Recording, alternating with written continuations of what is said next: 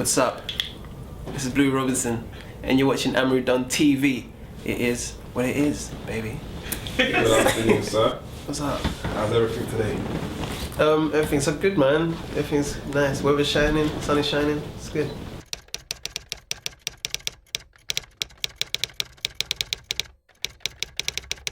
Yeah, I'm actually stoked to do this interview because you're somebody who's been on the radar for a while. Everyone says Bluey Robinson, and I've always thought that you're someone that your whole style, your appearance, your vocals is someone that the UK kind of like needs. Thanks. So for you, let's start from the beginning. You're born in Sweden, right? Yes.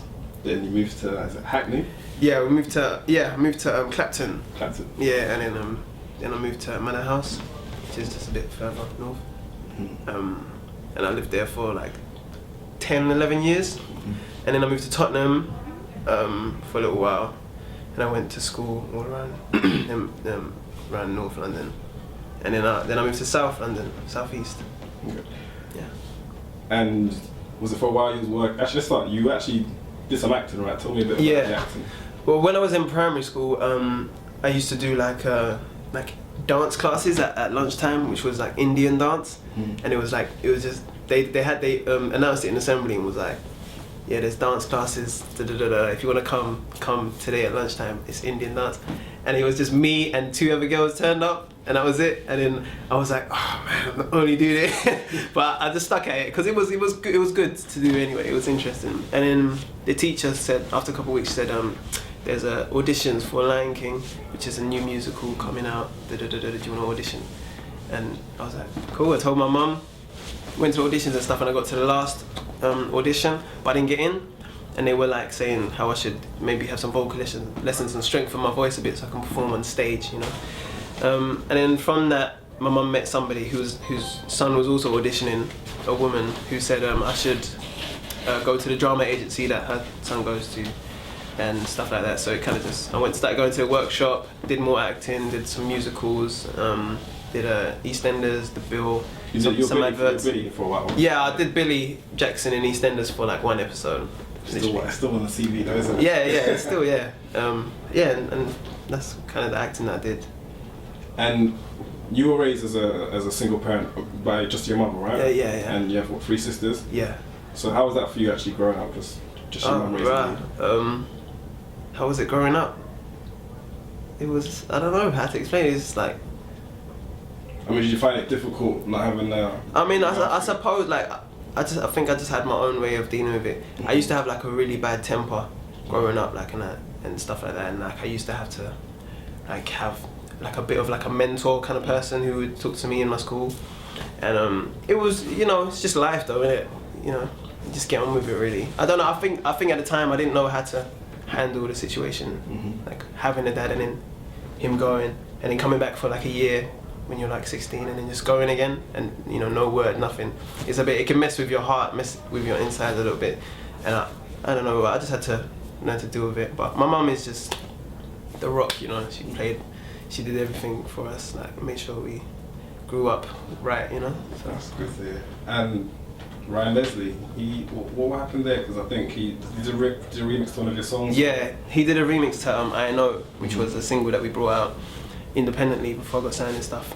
Just, you know, to create a bit more of a buzz. And he'd seen my YouTube stuff, and like he knew my manager, he knows my manager, and he'd wanted to do something, and we thought it was a perfect chance to get him to do a remix for my song, just to help boost the profile a little bit, get a different take on the song, and it got like A-listed on One Extra and stuff, which was really And it wasn't always per se an easy road, because I think for a while you were working, was at Sports World?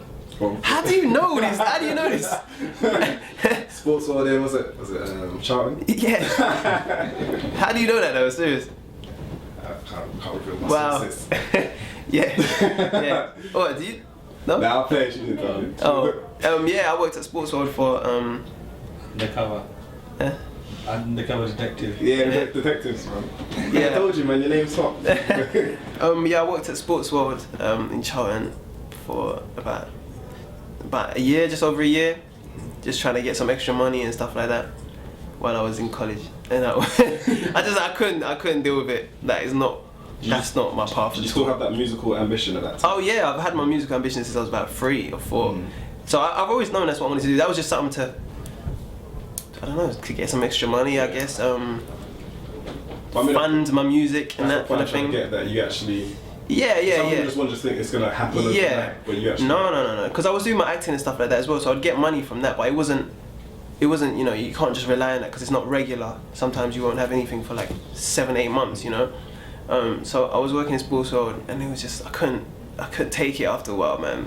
I'd prefer to just work in the back, to be honest, and just put stuff on shelves or whatever, pack stuff away, because I just can't interact with all the people, and it's so rude sometimes. And do you know? I actually worked in sports world. Oh, so you know what it's like, then, innit? Blue uniform and. Oh, good. Yeah, I was there for 3 months and I was on the tills, and then like people just, because sports world was nuts, like people just take clothes and just. You know, because it's cheap, isn't it? It's really cheap. Yeah, so people don't take so much pride in what they pick up, you know. So they just put it all on the till or whatever, and I have to just take all the hangers out and do it. And sometimes people have attitudes, and it was just too much. Eventually I left. Because I was like, you know, I'm gonna find another way of getting money and stuff. You toured with Tiny, was it last year? Yeah, in October, yeah. I want to hear some experiences, like, you know, how was it like touring with? Things that the people don't see, tell me a bit about it. Yeah, but